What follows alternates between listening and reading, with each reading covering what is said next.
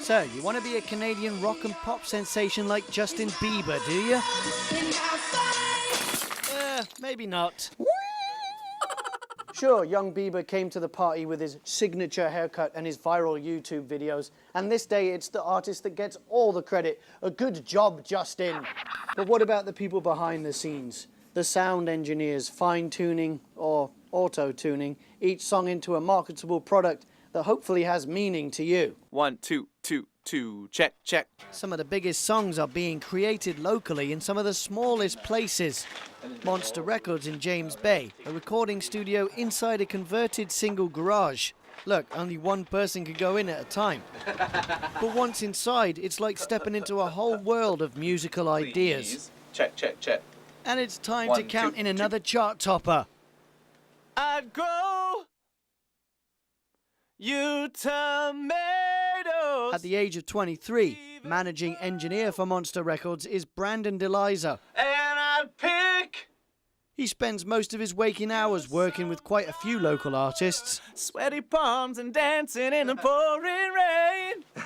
But Brandon did not go to school for sound engineering. He took the hands-on approach. It's a really closed-door industry.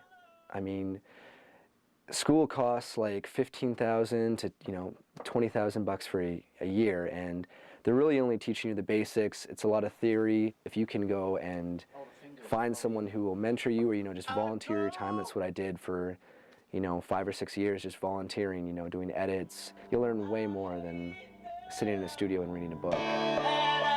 He volunteered in the UVic music department, recording opera shows and orchestral arrangements. And the guy that had a significant impact on Brandon, Henry Small, one of the original lead singers of the Canadian rock band Prism. If anyone remembers Prism, and he used to play violin for the Rolling Stones, he got me into my first 8-track, and he started, teaching me the basics. Brandon's also a musician.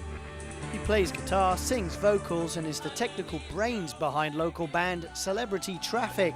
Sean Baker is the lead singer. And how you struggle. I want to play all the time if we can, and I want to get paid, and I want to be able to do this as a living. Underneath your wagon load.